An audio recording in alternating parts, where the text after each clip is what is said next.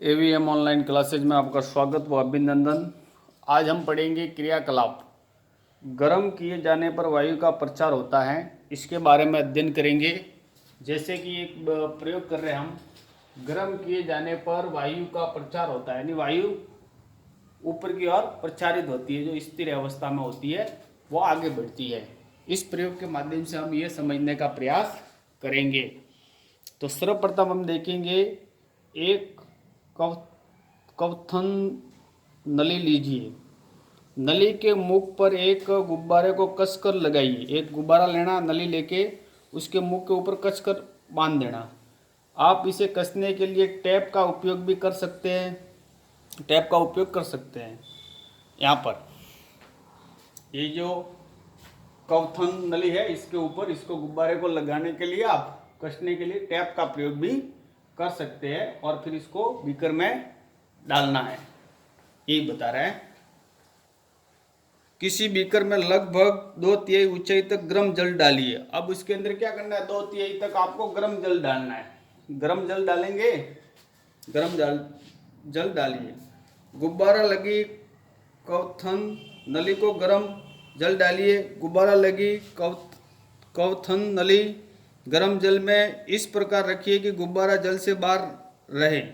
इस प्रकार से रखना कि गुब्बारा जल से बाहर रहे, नहीं 2/3 यहाँ तक जल भर सकते हैं तो गुब्बारा बाहर ही रहेगा, गुब्बारा डूबना नीचे, इसका ध्यान रखना।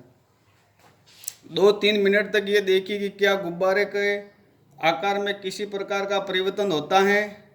कवथन नली को पहले की भांति 2-3 मिनट के लिए ठंडे जल में रख दीजिए। गुब्बारे आकार में होने वाले परिवर्तन को नोट कीजिए। अपने प्रशिक्षणों के आधार पर निम्न प्रश्नों के उत्तर देने का प्रयास कीजिए।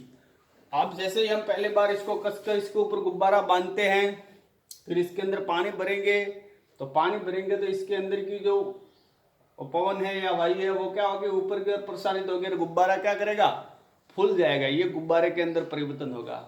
फिर इसी को अंदर ठंडे पानी के अंदर डालेंगे, तो ठंडा पानी, बर्फ का जो ठंडा पानी है, बर्फ के ठंडे जल में डूबी हुई कवथन नली, तो उसके अंदर क्या होगा, एकदम सिकुड़ जाएगी।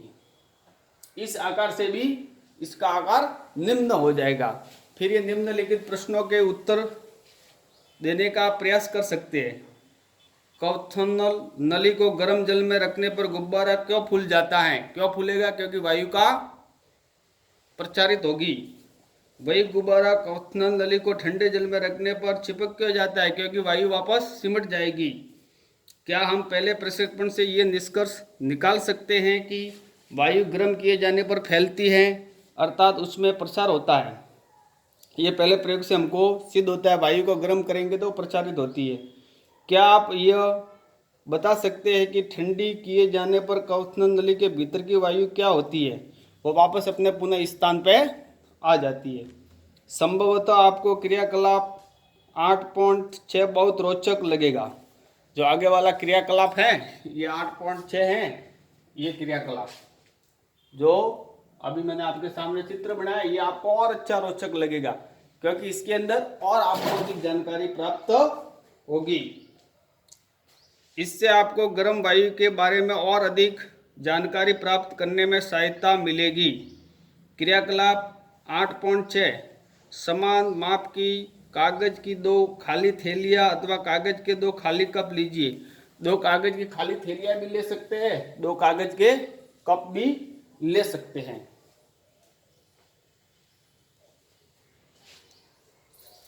धातु अथवा लकड़ी की किसी छड़ के 2 किनारों से लटका दीजिए। कोई धातु की या लकड़ी की जो छड़ होती है ऐसी, उसके दोनों किनारों पर इसको क्या करना, लटकाना है। ध्यान रहे कि कागज की थैलियाँ अथवा कपों का मुख नीचे की ओर रहे। इनका जो मुंह होता है वो नीचे की ओर रहना चाहिए। जैसे ये कप लिया है हमने, तो इसका मुंह किस ओर रहना चाहिए, नीचे की ओर। ऐसे जैसे ये कप हमने ले लिया, तो ये कप है, तो कप का मुख कहाँ रहना चाहिए, नीचे की ओर रहना चाहिए। यो नीचे की ओर रहेगा, फिर इसको लटकाना है, ये ध्यान रखना। थैली या कप कोई भी लेते उसका मुख कहाँ रहना चाहिए, नीचे की ओर। सड़ के मध्य में एक धागा बांधकर उसे धागे से इस प्रकार पकड़े जैसा कि किसी तराजू में करते। तराजू किस प्रकार से पकड़ते उस प्रकार से उसको पकड़ना, दोनों को ये लटका के ऐसी तराजू की तरह। अब किसी एक थैली के नीचे चित्र में दिखाए गए अनुसार जलती हुई मोमबत्ती को रख दीजिए। क्या होता है, एक भाग के नीचे जलती हुई मोमबत्ती को अपने को रखना, तो परिवर्तन क्या देगा, पहले ये परिवर्तन था, पहले ये सामान्य स्थिति में थी, अब उसके नीचे मोमबत्ती जलती हुई मोमबत्ती ले जाते तो देखो ये तिरछा हो जाता है, ये ऊपर उठने लगता है। तो ऐसा क्यों होता है, थैलियों का संतुलन क्यों बिगड़ जाता है? क्या ये क्रियाकलाप दर्शाता है कि गर्म होने पर वायु ऊपर की ओर उठती है? हाँ, ये यही दर्शा रहा है कि वायु गर्म होने पर कहाँ उड़ रही है, ऊपर उड़ रही है, इसलिए इसका संतुलन बिगड़ गया। जैसा कि मोमबत्ती की लौ से गर्म वायु ऊपर की ओर उठती है, वह थैली को ऊपर ले जाती है। क्या संतुलन का बिगड़ना यह सुझाता है कि गर्म वायु ठंडी वायु से हल्की होती है? हाँ, यही सुझाता है कि गर्म वायु ठंडी वायु से क्या होगी, हल्की होती है, इसलिए ऊपर उठती है। क्या आप अब यह समझा सकते हैं कि धुआं ऊपर क्यों उठता है?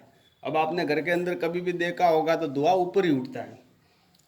यह याद रखना कि महत्वपूर्ण है कि गर्म किए जाने पर वायु का प्रचार होता है। कभी भी वायु को गर्म करते तो उसका क्या होता है, प्रचार ही होता है, और वह अधिक स्थान घेरती है। जब कोई दी गई वस्तु पहले से अधिक स्थान घेरती है तो वह हल्की प्रतीक होती है।